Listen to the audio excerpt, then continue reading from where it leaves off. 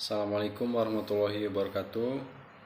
Kami dari kelompok 2 Manajemen 19K mata kuliah Penganggaran ingin menyampaikan mengenai laporan anggaran penjualan dan lembaran penjualan di PT Sajojo Snack. Saya sendiri Ahmad. Untuk anggota yang lainnya ada Abdul Fattah, yang ketiga ada Yuli Yuliawati, yang keempat ada Rosita. Baik, terima kasih kepada moderator. Saya di sini akan menerangkan tentang pengertian anggaran penjualan. Menurut M. Munandar di tahun 2001, pengertian anggaran penjualan adalah sebagai berikut. Anggaran penjualan adalah anggaran yang merencanakan secara lebih terperinci tentang penjualan perusahaan selama periode yang akan datang, yang di dalamnya meliputi rencana tentang jenis kualitas, jumlah kuantitas, harga barang yang akan dijual, waktu penjualan serta tempat daerah penjualannya. Sedangkan menurut Moekijat di tahun 2000 menyatakan bahwa anggaran penjualan adalah suatu perkiraan yang layak tentang volume penjualan yang diharapkan. Jadi berdasarkan dua definisi di atas, penulis memberikan kesimpulan bahwa pada dasarnya anggaran itu merupakan sebuah rencana yang dinyatakan dalam bentuk kuantitatif pada periode tertentu yang biasanya dinyatakan dalam periode tahun. Baik, selanjutnya ada faktor-faktor yang mempengaruhi anggaran penjualan. Menurut M. Nafarin di tahun 2004 mengemukakan bahwa penyusunan anggaran dipengaruhi oleh beberapa faktor. Yang pertama, faktor pemasaran.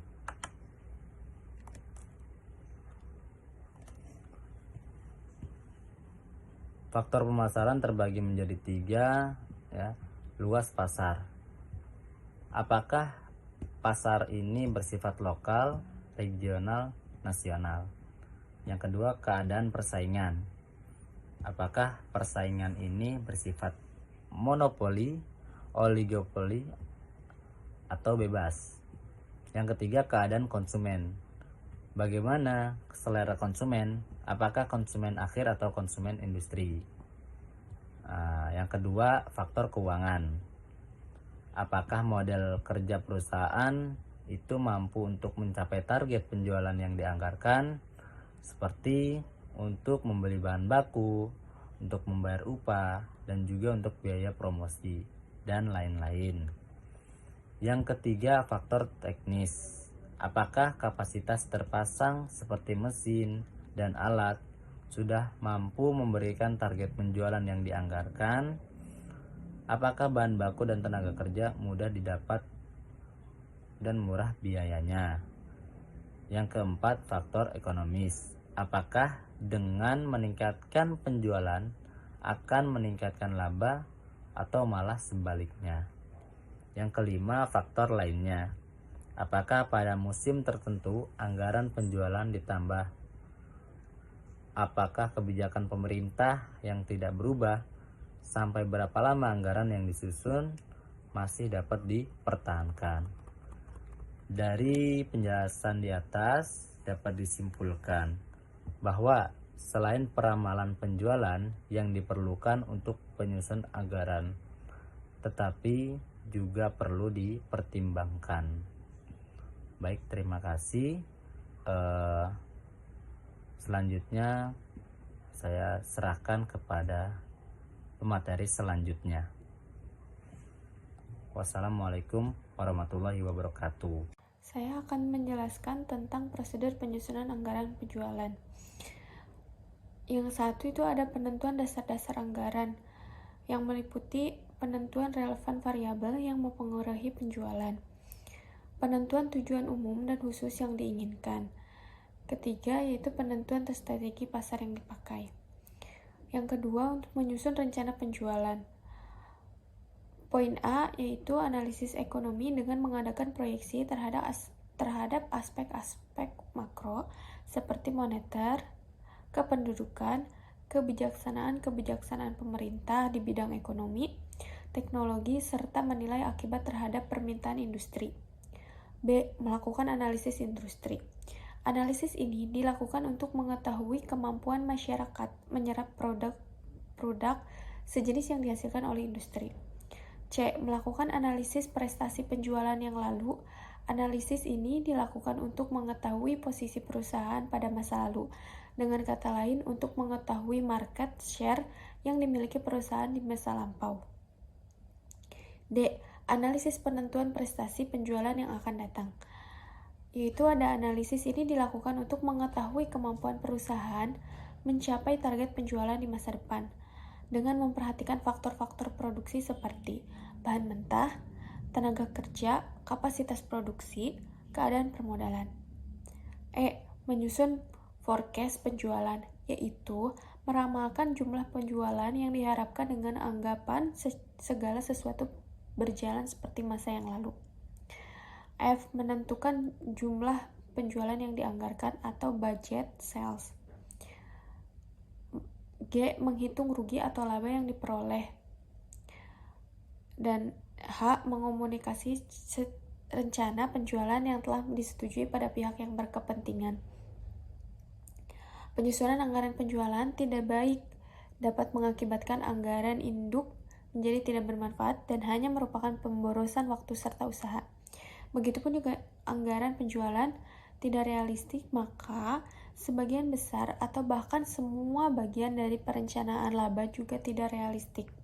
Ketidakpastian akan kekuatan dan faktor di luar kendali manajemen mengakibatkan perencanaan penjualan merupakan titik yang paling kritis yang dihadapi oleh suatu perusahaan. Teknik-teknik dalam peramalan penjualan.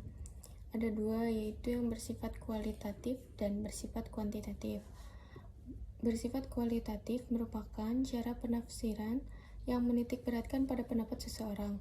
Cara penafsiran semacam ini mempunyai kelemahan yang menonjol, yaitu bahwa pendapat seseorang seringkali banyak diwarnai oleh hal-hal yang bersifat objektif. Dengan demikian, ketepatan hasil tafsiran menjadi diragukan.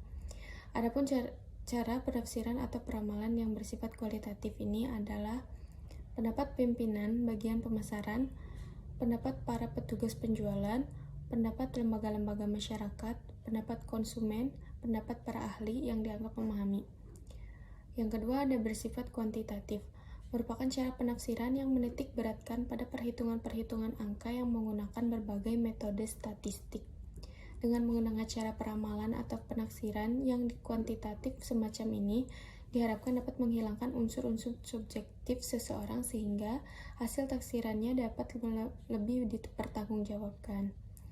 Itu ada cara yang berdasarkan pada data histori dari suatu variabel saja, yaitu variabel yang ditafsirkan itu sendiri. Misalnya ada metode tren bebas atau freehand method. Pada dasar semua metode tren menggunakan prinsip yang sama, yaitu berusaha mengganti atau merubah garis patah-patah dalam grafik yang dibentuk oleh data historis menjadi garis yang lebih teratur bentuknya. Metode tren bebas menentukan bahwa garis patah-patah yang dibentuk oleh data historis diganti atau dirubah menjadi garis lurus dengan cara bebas berdasarkan pada perusahaan dari orang bersangkutan. Yang kedua ada metode tren setengah rata-rata. Menurut metode ini, garis lurus yang dibuat sebagai pengganti garis patah-patah yang dibentuk dari data-data historis tersebut. Data historis tersebut dapat diperoleh dengan melakukan perhitungan-perhitungan statistik dan matematika tertentu sehingga pengaruh unsur subjek dapat dihilangkan. Yang ketiga ada metode tren momen. Metode tren ini menggunakan cara-cara perhitungan statistik dan matematika tertentu untuk mengetahui fungsi garis lurus sebagai pengganti garis patah-patah yang dibentuk oleh data historis perusahaan. Dengan demikian, pengaruh unsur subjek dapat dihindarkan. Yang keempat, ada metode kuadratik. Metode kuadratik adalah metode yang digunakan untuk membentuk garis lengkung. Dalam hal ini digunakan bagi perusahaan-perusahaan yang mempunyai deretan data historis yang cenderung mengarah ke bentuk garis lengkung. Yang kelima ada metode trend last square. Metode trend ini hanya merupakan penyederhana dari metode trend moment sehingga mempermudah perhitungannya. Ada cara yang berdasarkan diri dari data historis dari variabel yang akan ditaksirkan serta hubungannya dengan data historis dari variabel lain yang diduga mempunyai pengaruh yang cukup kuat terhadap perkembangan variabel yang akan ditaksir tersebut. Yaitu ada metode regresi tunggal, di mana penaksiran hanya menggunakan satu variabel yang dipengaruhi dan satu variabel bebas. Ada regresi ganda, di mana penaksiran menggunakan satu variabel yang dipengaruhi dan lebih dari satu variabel bebas. Baik, selanjutnya metode ramalan penjualan. Bentuk umum dari tren garis lurus dan garis lengkung yang sering dipergunakan untuk penyusunan peramalan penjualan produk perusahaan tersebut adalah sebagai berikut. Y sama dengan A plus BX untuk tren garis lurus, serta Y A sama dengan plus BX plus CX2 untuk tren garis lengkung, di mana Y sama dengan variabel yang akan diramalkan. Dalam hal ini adalah peramalan penjualan produk perusahaan. A sama dengan konstanta yang akan menunjukkan besarnya harga Y apabila X sama dengan 0. Kemudian B, variabel per X, yaitu menunjukkan besarnya perubahan nilai Y dan setiap perubahan 1 unit X. Kemudian yang X sama dengan unit waktu yang dapat dinyatakan dengan minggu, bulan, semester, tahun, dan lainnya, tergantung kepada kesesuaian dari perusahaan itu sendiri. Baik, saya di sini ingin menjelaskan mengenai untuk mencari besarnya nilai A, B, dan C, maka dapat dilakukan dengan mempergunakan rumus-rumus sebagai berikut. A sama dengan sigma Y dibagi N, dan B sama dengan 2 sigma Y dibagi sigma X 2, dengan syarat sigma X sama dengan 0. Untuk tren garis lurus dan sigma Y sama dengan NA plus C sigma X 2 sigma XY sama dengan B sigma X 2 sigma X 2Y sama dengan A sigma V 2 plus C sigma kali 4, dengan syarat sigma X sama dengan 0, di mana N adalah sama dengan jumlah data. Assalamualaikum warahmatullahi wabarakatuh. Saya di sini Rosita akan menjelaskan anggaran penjualan PT Sajodo Snack di bulan Januari 2021 sampai dengan Juni 2021. Dari bulan Januari sampai dengan bulan Juni ada 3 provinsi, yaitu Jawa Barat, Jawa Tengah, dan Jawa Timur. Di setiap provinsi tentunya beda unit dan beda harga. Kita akan mengambil contoh Jawa Barat. Di sini Jawa Barat terdapat 35.000 unit dengan harga 400. Untuk jumlah dari 14 juta itu diambil dari hasil dari 30.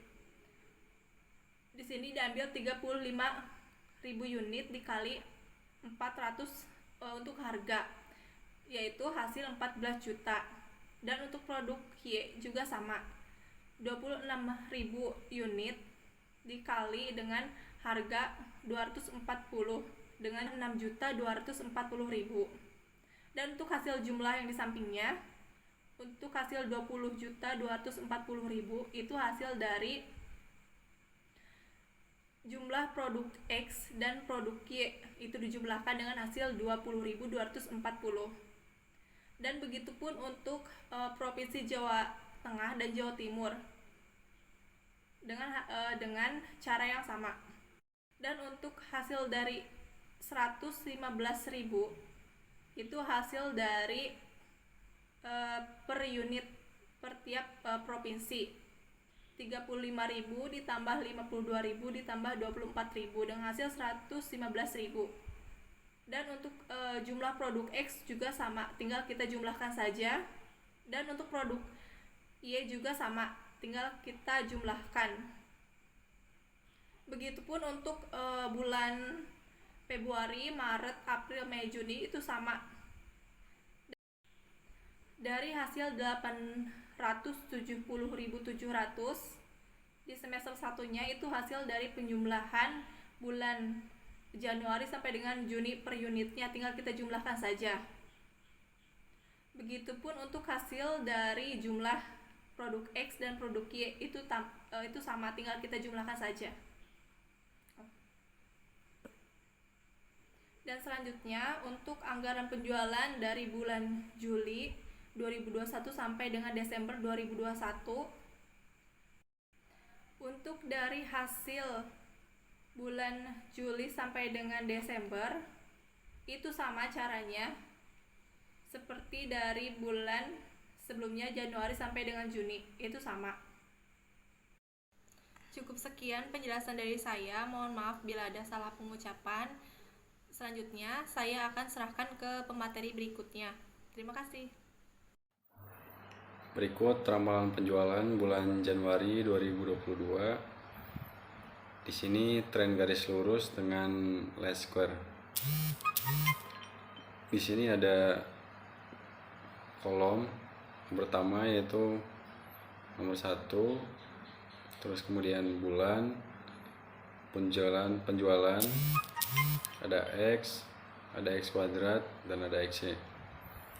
Untuk yang pertama itu bulan Januari. Di sini penjualannya 195.000. Untuk nilai X-nya sama dengan 0, X kuadratnya sama dengan 0. Untuk nilai X-nya tidak ada. Untuk yang nomor 2 bulan Februari, penjualannya 233. Untuk X-nya 1, X kuadratnya sendiri 1.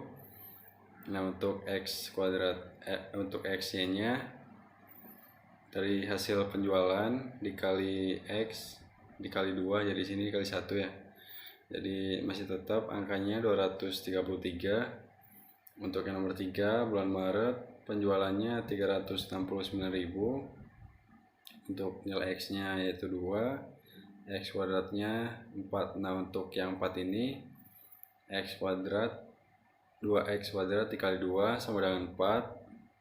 Nah, untuk nilai X-nya tadi 269.000 dikali X, nilai X-nya itu 2. Jadi dikali 2 sama dengan 538. Untuk seterusnya seperti itu.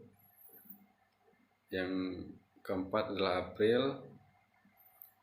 Penjualannya 307.200. Untuk nilai X-nya 3. X kuadratnya itu 9. X-nya sama dengan 921. Yang kelima yaitu Mei, penjualannya 294.000. Nilai X-nya yaitu 4, X kuadratnya yaitu 16. Nilai X-nya 1.176. Yang keenam yaitu bulan Juni, 279.000. Nilai X-nya 5, X kuadratnya 25. Nilai X-nya sendiri yaitu 1.355.000. Nah, untuk yang ketujuh bulan Juli, penjualannya 263.400. X-nya 6, X kuadratnya 36. Nah, 36 ini sendiri dari X, dari 6 kuadrat. 6 kuadrat sama dengan 36. Nah, untuk nilai X-nya itu tadi 263.400 dikali 6 sama dengan 1.580. 8 bulan September, penjualannya 291.000. Nilai X-nya yaitu 8, X kuadratnya 64. Nilai X-nya 2.328.000. Untuk yang 10 bulan Oktober, penjualannya 305.000. X-nya yaitu 9, X kuadratnya 81. Nilai X-nya yaitu 2.745.000. Untuk nomor 11 bulan November, penjualannya 313.500. X-nya yaitu 10, X kuadratnya 100. Untuk nilai X-nya 3.135.000. Untuk bulan yang terakhir nomor 12 bulan Desember, penjualannya 311.000, X kuadratnya itu 11, X kuadratnya 121, X-nya 3.421. Di sini bisa dilihat dari bulan ada jumlahnya, penjualan 3.337.300, untuk X sendiri 66, X kuadrat 506, dan nilai X-nya 19.406.400.